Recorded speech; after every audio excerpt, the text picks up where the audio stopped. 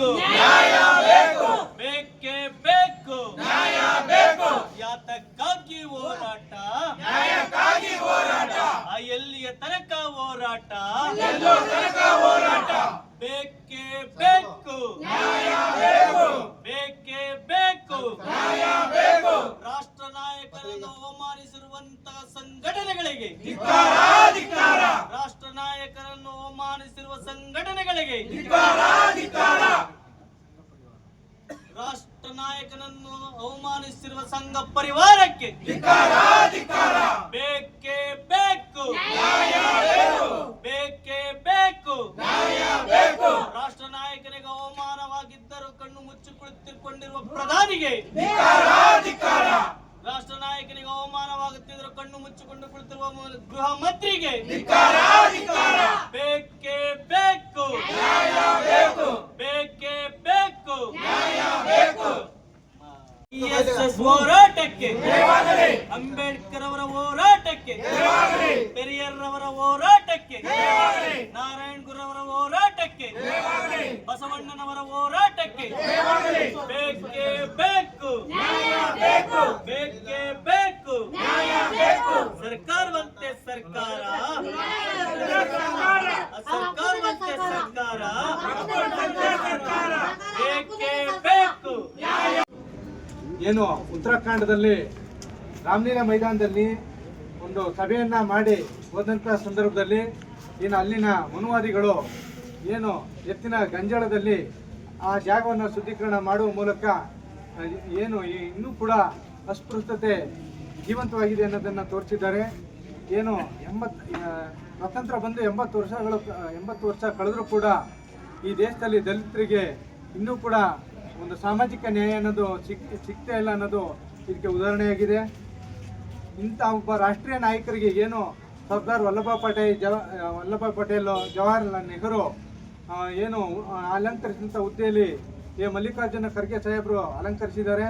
ಅಂತಹ ಒಬ್ಬ ರಾಷ್ಟ್ರ ನಾಯಕರಿಗೆ ಅವಮಾನ ಆಗಿದ್ರೂ ಕೂಡ ಈ ದೇಶದ ಪ್ರಧಾನಿ ಯಾವುದೇ ಪ್ರತಿಕ್ರಿಯೆಯನ್ನು ನೀಡದೆ ಅದಕ್ಕೆ ಏನು ತಾವು ಕೂಡ ಸಹಮತ ಇದೆ ಅನ್ನೋದನ್ನು ತೋರಿಸಿದ್ದಾರೆ. ಈ ಕೂಡಲೇ ಏನು ಮಲ್ಲಿಕಾರ್ಜುನ ಖರ್ಗೆ ಅವರಿಗೆ ಆದಂಥ ಅವಮಾನ ಈ ಭಾರತ ದೇಶಕ್ಕೆ ಆದಂಥ ಅವಮಾನ ಆಗಿದೆ. ಹಾಗಾಗಿ ಈ ಕೂಡಲೇ ಏನು ಅವರಿಗೆ ಅವಮಾನ ಮಾಡಿದಂತಹ ಏನು ಮನುವಾದಿಗಳನ್ನು ಈ ಕೂಡಲೇ ಬಂಧಿಸಿ ರಾಷ್ಟ್ರದ್ರೋಹ ಕಾಯ್ದೆಯಡಿ ಪ್ರಕರಣ ದಾಖಲು ಮಾಡಿ ಅವ್ರನ್ನ ಈ ದೇಶದಿಂದ ಗಡೀಪಾರು ಮಾಡಬೇಕು. ಇಲ್ಲ ಅಂದರೆ ಮುಂದಿನ ದಿನದಲ್ಲಿ ಉಗ್ರವಾದ ಪ್ರತಿಭಟನೆಯನ್ನು ಎಲ್ಲ ಈ ಪ್ರಗತಿಪರ ಹೋರಾಟ ಸಂಘಟನೆಗಳ ಮೂಲಕ ಹಮ್ಮಿಕೊಳ್ಬೇಕಾಗತ್ತೆ ಅಂತ ಒಂದು ಎಚ್ಚರಿಕೆಯನ್ನು ದೇಶದ ಪ್ರಧಾನಿಗಳಿಗೆ ಕೊಡ್ತಾ ಈ ಕೂಡಲೇ ಈ ನ್ಯಾಯವನ್ನು ಒದಗಿಸ್ಕೊಡ್ಬೇಕು. ಇಲ್ಲ ಅಂದರೆ ನಾವು ಮುಂದಿನ ದಿನಗಳಲ್ಲಿ ಬೇರೆ ರೀತಿ ಹೋರಾಟಗಳನ್ನ ಮಾಡಬೇಕಾಗುತ್ತೆ ಅನ್ನೋ ಎಚ್ಚರಿಕೆಯನ್ನು ಕೊಡ್ತಾ ನನಗೆ ರಾಷ್ಟ್ರ ನಾಯಕರನ್ನ ಎಲ್ಲ ವರ್ಗಗಳಿಗೂ ಬೇಕಾಗಿರುವಂತಹ ಒಬ್ಬ ಮಲ್ಲಿಕಾರ್ಜುನ ಖರ್ಗೆ ಅವರನ್ನ ಅವಮಾನಿಸಿರುವುದು ಈ ಭಾರತ ದೇಶ ತಲೆತಗ್ಗಿಸುವಂಥ ವಿಚಾರ. ಯಾಕೆ ಈ ಮೀಸಲಾತಿಯ ಬೇಕು ಅಂತ ಹೇಳ್ತಿದ್ದಾರೆ ಅಂತಂದರೆ, ಸಂತೋಷ್ ಹೆಗ್ಡೆ ಅವರು, ನ್ಯಾಯಮೂರ್ತಿ ಸಂತೋಷ್ ಹೆಗ್ಡೆ ಅವರು ಮೀಸಲಾತಿಯನ್ನು ಮುಂದುವರಿಸಬಾರ್ದು ಅಂತ ಹೇಳ್ತಾ ಇದ್ದಾರೆ. ಅವರು ಈಗ ಮಾತಾಡಬೇಕು. ದಲಿತರ ಮೇಲೆ ನಡೆಯುತ್ತಿರುವಂಥ ದೌರ್ಜನ್ಯ ಸಾಮಾನ್ಯರಿಂದ ಹಿಡಿದು ರಾಷ್ಟ್ರ ನಾಯಕರವರೆಗೂ ಅಸ್ಪೃಶ್ಯತೆ ಅನ್ನೋದು ಎಷ್ಟು ಅಂಟುಕೊಂಡಿದೆ. ಇದೊಂದು ಅಂಟು ರೋಗ. ಈ ರೋಗವನ್ನು ತೊಳೆಯಲು ಸಾಧ್ಯವಾಗ್ತಾ ಇಲ್ಲ. ಇದ್ರ ಬಗ್ಗೆ ಅವರು ಧ್ವನಿ ಎತ್ತಲ್ಲ. ಆದರೆ ಏನು ತಳ ಸಮುದಾಯಗಳು ಮೀಸಲಾತಿಯನ್ನು ಪಡ್ಕೋಬೇಕು ಅಂತ ಬಾಬಾ ಸಾಹೇಬರು ಕೊಟ್ಟ ಮೀಸಲಾತಿಯನ್ನು ಕಡೆಗಣಿಸಬೇಕು ಅಂತ ಮನುವಾದವನ್ನು ಸಂತೋಷ್ ಹೆಗ್ಡೆ ಅವರು ಸಹ ಅನುಸರಿಸ್ತಾ ಇದ್ದಾರೆ. ಅಸ್ಪೃಶ್ಯತೆ ಆಚರಣೆ ಆಗಿರೋದಕ್ಕೆ ಸಂತೋಷ್ ಹೆಗ್ಡೆ ಅವರು ಸಹ ಮಾತನಾಡಬೇಕಾಗತ್ತೆ. ಗೃಹ ಸಚಿವರು ಮತ್ತು ಪ್ರಧಾನಮಂತ್ರಿಯವರು ಇವರು ನೇರವಾಗಿ ಹೊಣೆ ಹಾಕ್ತಾರೆ. RSS ಮತ್ತು ಸಂಘ ಪರಿವಾರಗಳು ಇದರ ಹುನ್ನಾರಗಳು ನಡೀತಾ ಇದೆ.